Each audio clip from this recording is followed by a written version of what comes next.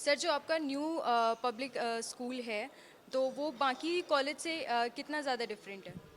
वैसे हमारा विद्यालय दोनों board, Delhi board, UP board में 100 में जो ए श्रेणी का रिजल्ट आता है हमारे यहाँ का, वो 90, 98, 97, 96 ऐसा दिल्ली बोर्ड का भी रिजल्ट रहता है और ऐसा यूपी बोर्ड का भी रहता है।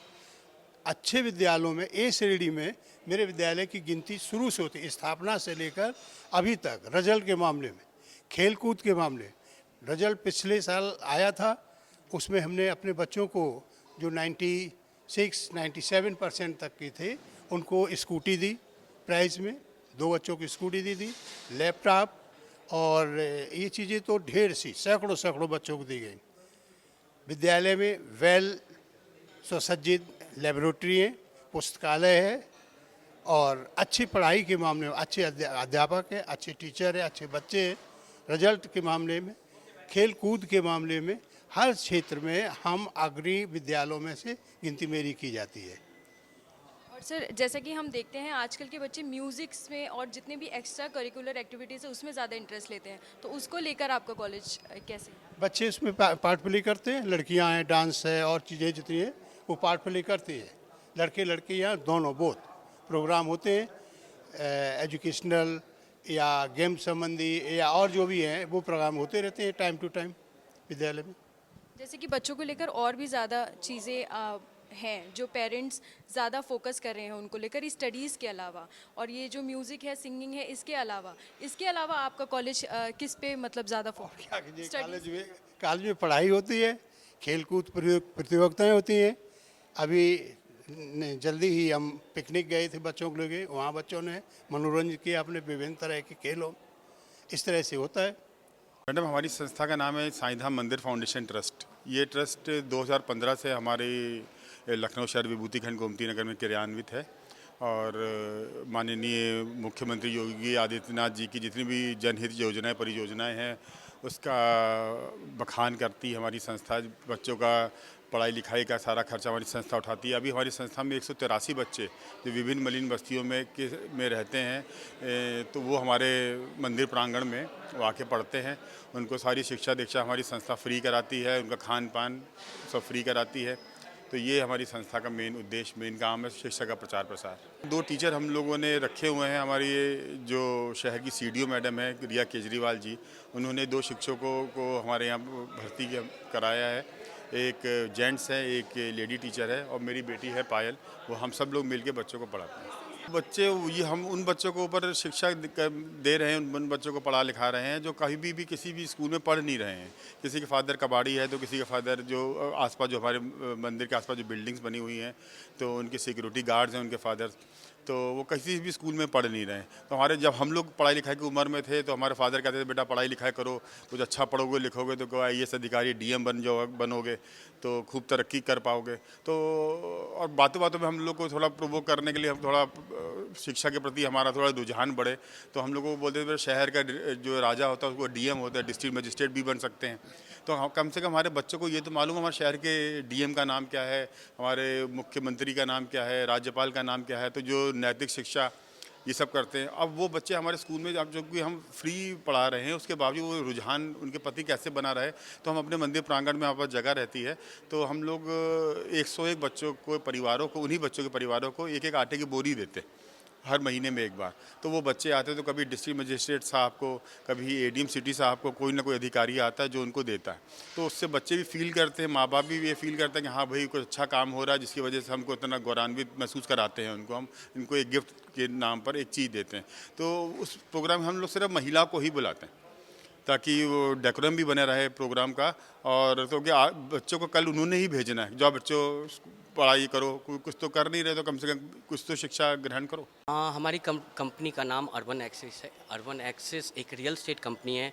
हमने लखनऊ में 2 प्रोजेक्ट्स डिलीवर किया है और लोगों के घर का जो सपना होता है, जो अधिकतर लोग बात करते हैं, जो बिल्डर्स बात करते हैं, हमने उसको पूरा करके दिया है। हमारे पास हैप्पी क्लाइंट्स हैं, कस्टमर्स हैं, और हमारा यूएसपी ये है सबसे बड़ा कि ये कंपनी जो है वो आईआईटी और आईआईएम के लोगों से चलाई जा रही है। तो हमने जो मार्केट रिसर्च किया और स्टडी किया तो हमने ये पाया कि सबसे बड़ा रियल एस्टेट में प्रॉब्लम क्या है। तो सबसे बड़ा जो प्रॉब्लम है वो हमें ये दिखा कि बहुत सारे अधिकतर बिल्डर्स हैं, उनके प्रोजेक्ट फंस गए हैं, और उसके साथ बहुत सारे निवेशकों के पैसे फंस गए हैं, और बहुत सारे होम बायर्स जिन्होंने अपने गाढ़ी कमाई को, उम्र भर की कमाई को इन्वेस्ट किया था, वो सारा फंस गया है और उनको घर नहीं मिल रहा है।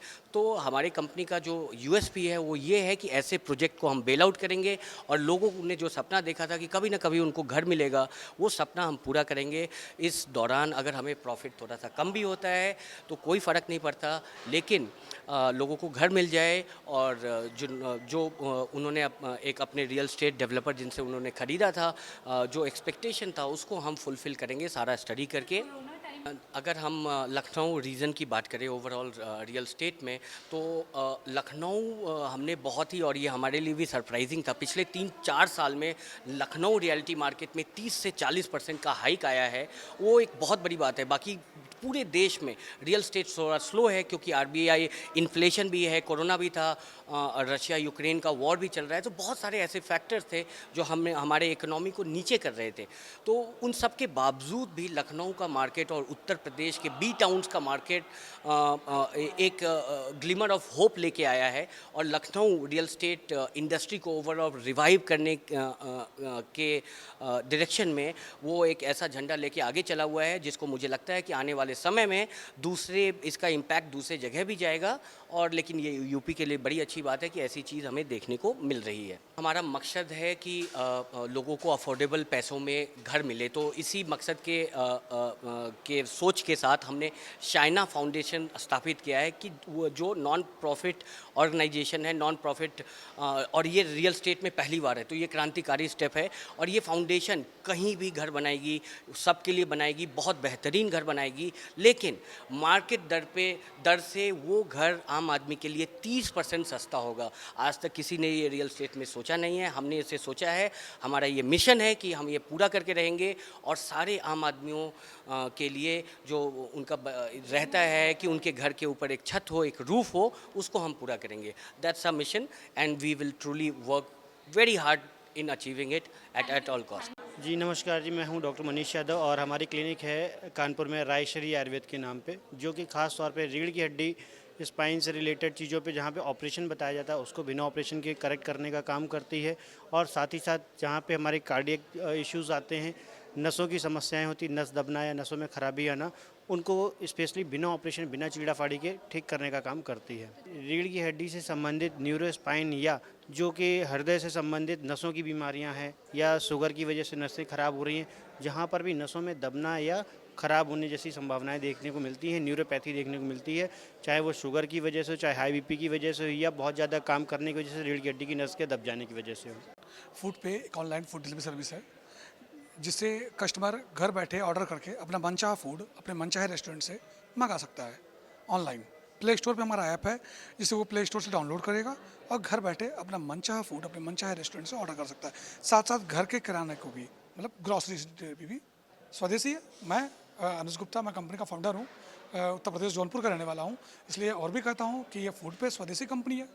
और डिफरेंट की बात करूँ, सर्विस का जो सर्विस प्लान है वो सेम है, और डिफरेंट बस यही है कि हम स्वदेशी हैं और स्वदेश को बढ़ावा देने के लिए फूड पे की शुरुआत की गई। हाँ, कस्टमर्स को हम लोग वेलकम ऑफर देते हैं। पहले 5 ऑर्डर पर 60% तक का डिस्काउंट देते हैं, जो कि कूपन कोड होता है वेलकम।